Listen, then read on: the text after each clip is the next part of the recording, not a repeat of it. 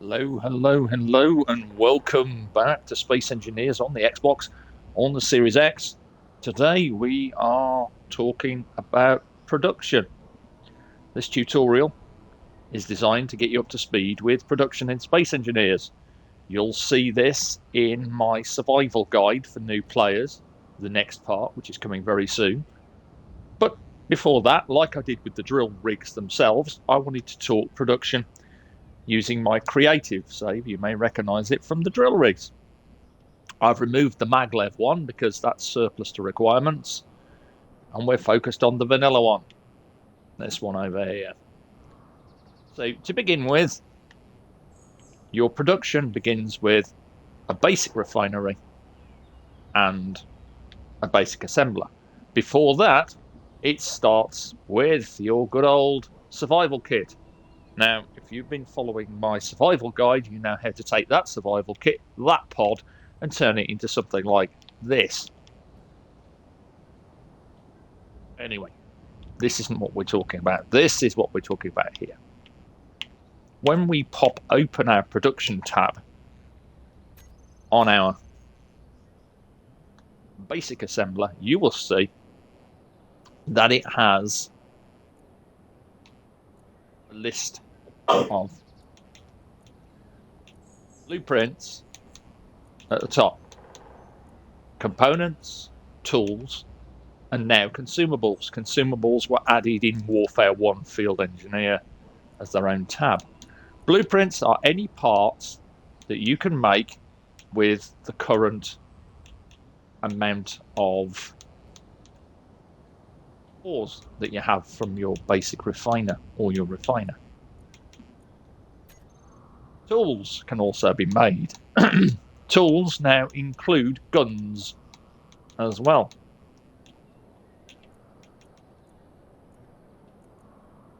Ammunition is found in the consumable tab.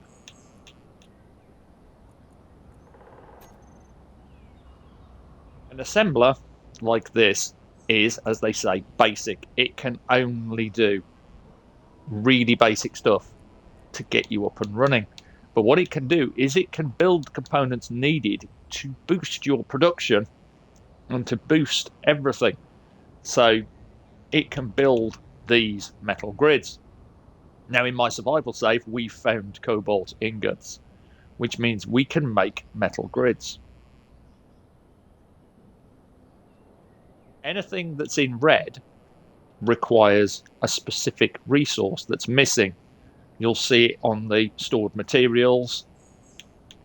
You'll notice that I have no silicon wafers, but I can queue up an amount of bulletproof glass. If I press it once, it will make one.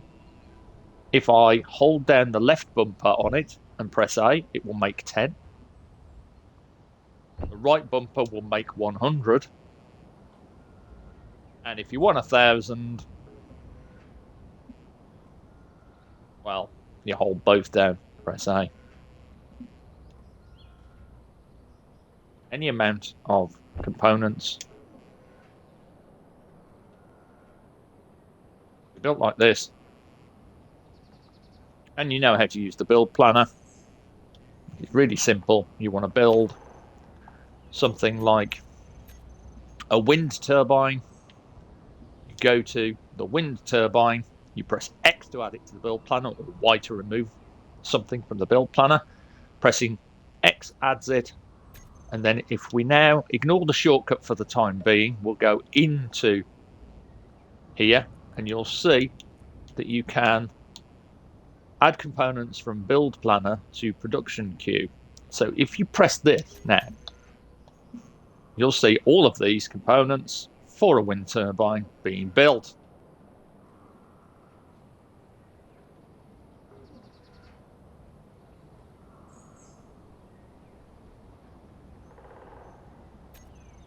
And when you're done, you can withdraw components for the build planner, like so. But what you can also do is you can use the shortcuts.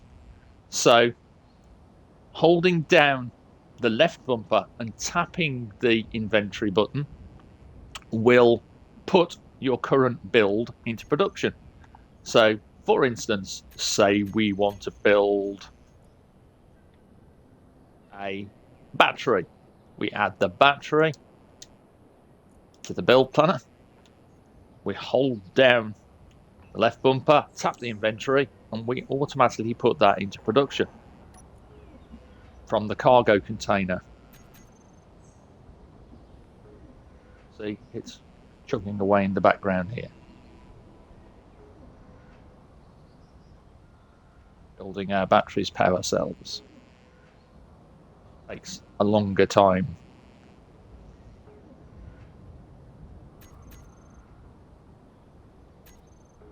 And if you want to pull components out when they're done, you can use the shortcut for that once these are complete. And remember, the basic assemblers are slow. So what you want to do is you want to upgrade from a basic to an assembler as soon as you're able to. Well, that's coming in the survival guide as we upgrade our production on that particular series, and we go from basic assembly and basic refining into refiners and assemblers. But this is, I suppose, a way of showing you pre that. So now we just hold down the right bumper, press the inventory button again, and we'll pull all the components that we were going to use to build the battery out into our inventory like this.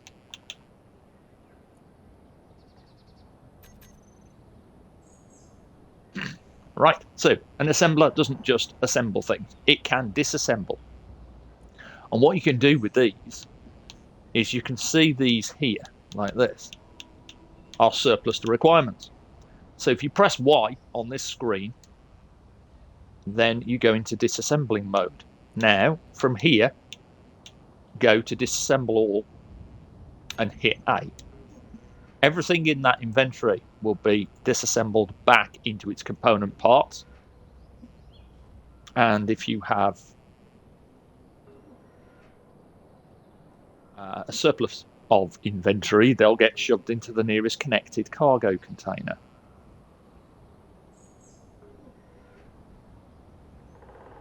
Don't forget as well, best way to do it, press Y to put it back into assembling mode, otherwise it will not work properly. You can also press X to get straight back to your inventory. So that is your basic assembler. The basic refinery, dead simple. It takes stone or ores and refines them into the basic components. It cannot do the higher end. For that, you require the refiner. And this is what I'm going to look at next. So instead of the basic refinery, this is your standard refiner. Take a look at it. It has a port underneath, and it has these things on the back. We'll talk about those in a moment. So we're going to pop one of these down in Creative. If you look, it requires steel plates, computers, motors, large steel tubes, construction computers, and steel plates. It also requires metal grids. This is why we need cobalt. Cobalt lets us make metal grids. Metal grids lets us make these. And these can take the higher end ores like uranium and refine them. They're also faster and give you more stone into ores when you drop some stone in. So if we drop some stone in by opening the spawn menu, talked about this before, and then going down here, and we'll pop in a few thousand stone. Press A on the stone, change the amount, 99999. permit, and then spawn into targeted container once. Now you'll see that this refiner whips through this stone much faster than the basic refiner, and it's also pushing out far more in the way of these base ingots than normal. Now, most people don't like gravel, but gravel is an important component when you're building reactor components for a reactor. So hang on to your gravel, even if you have to build a cargo container and stuff it all in there. With a refinery like this, you have to choose whether or not you want to boost it. Since we're in creative mode, go along to our refinery, flip around, and you'll see there's a speed module, there's a yield module, and a power efficiency module. So your speed modules affect refiners or assemblers, your yield modules only affect refiners, and the power efficiency affects both. So we want to look at boosting the amount of stuff we get from our stone. Our stone has now converted. Let's look at the iron. We've got 3k of iron from that amount of stone. So what we're going to do now, we're going to pull all that out, and we're going to whip 4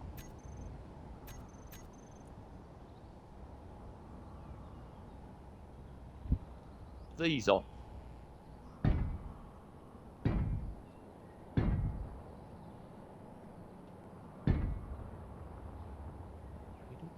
Right.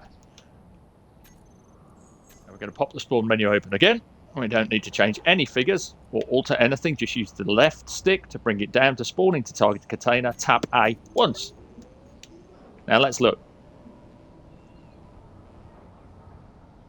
It'll do the same speed, but it will give you far more in terms of yield than original.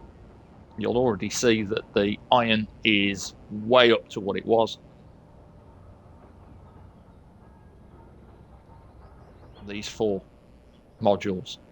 I always like to go for the yield modules because it does smooth the process of hand mining or mining in general when you can get far more out of one bit of stone. So there is our refiner refining up stone, and once we've got that stone, we want to do something with it. Well,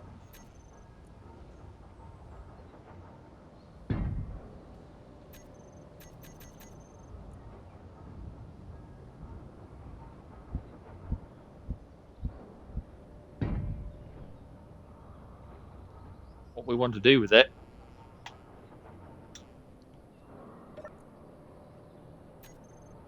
is we want to connect it to an assembler, because assemblers are the next step up from the basic assembler. This is your final form of production, and you'll see that these also come with slots that you can use. The speed, so you could put a speed module on these. What we're going to do though is, if you notice, the ports are here. There's a port on the bottom. You can lie these down flat, or we can stand them up, horizontal or vertical, and you'll see there's also a port at the top here. But the assembler is more powerful than the basic assembler. By its very nature, this machine is now capable of doing all your production for you, and you'll see that these tabs have changed as well. So what we have here, we have large blocks, small blocks, components like in the other assembler, the complete list of tools and weaponry, the build planner that we can access now, and more consumables, the complete list. And you still have the same function of disassembly and assembly. But why do you want one of these? Well, for a start, these will let you make any block without having to go to the build menu. You can search for a block. You'll see that they're faster than the basic assembler. They're still slow. We could, if we wanted, slap a speed module right in front of us to boost it. Or we could take some of the weight off that particular assembler here.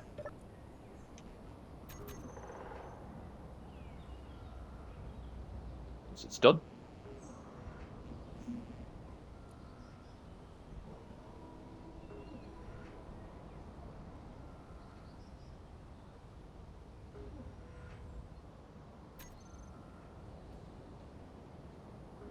We can take some of the weight off it. And how we do that is we build another assembler. Put that assembler here,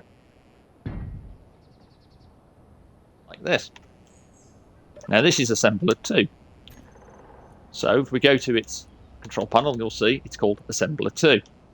This is our second assembler. So what we want to do on this assembler is come across to it in production, but we want to pop it over here. And you'll see that we can make it cooperative.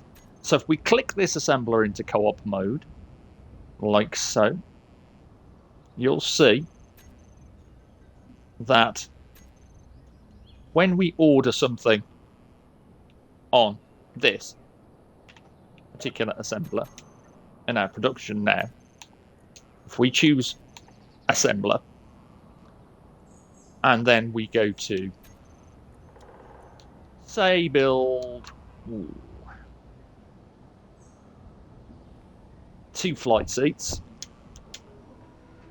and an industrial cockpit, our one assembler is handling one set of things, and our other assembler is handling the other. So if you've got one main assembler, which is this one, and a bunch of other assemblers connected to it, all in co-op mode, you can share the load between them, thus making everything faster.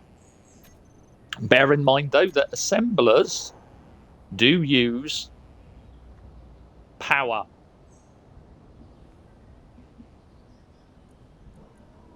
Same as all the things, your refinery, your basic refinery, all uses power. So you're going to need to expand your power grid, potentially from 5 of those to 10.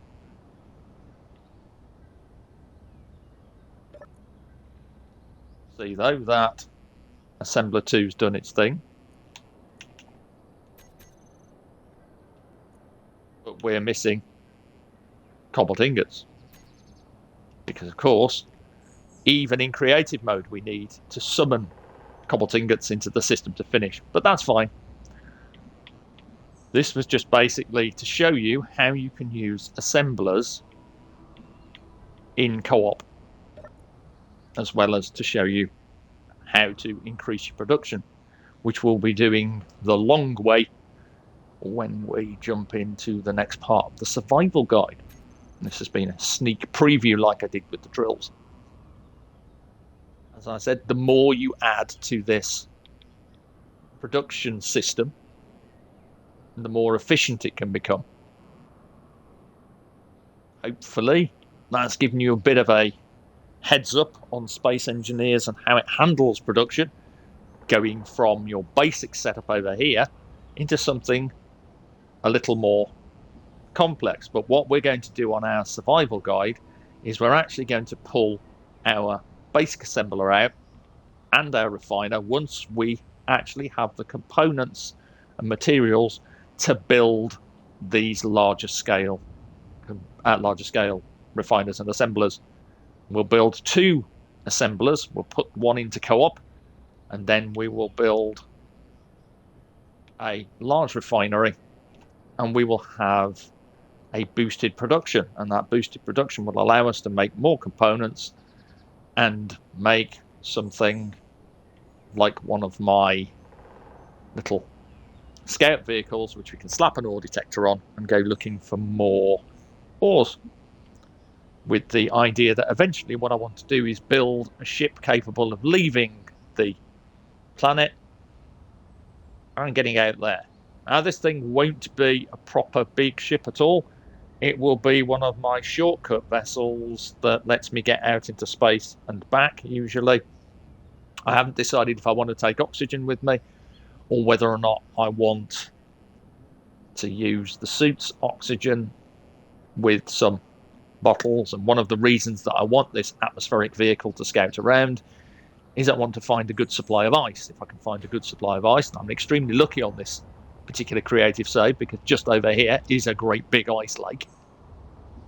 But on the survival save, if you've been watching the guide, you'll know that we don't have the ice lake there, so we're going to have to find some ice. More ice, that is. We've already got some ice, but I want a bigger supply of ice if I'm going to look at making a hydrogen-powered ship at some point to get out there and start farming asteroids for the necessary things I need to boost production, or rather to boost my exploration ability and to eventually make a large grid ship. That's all to come, though.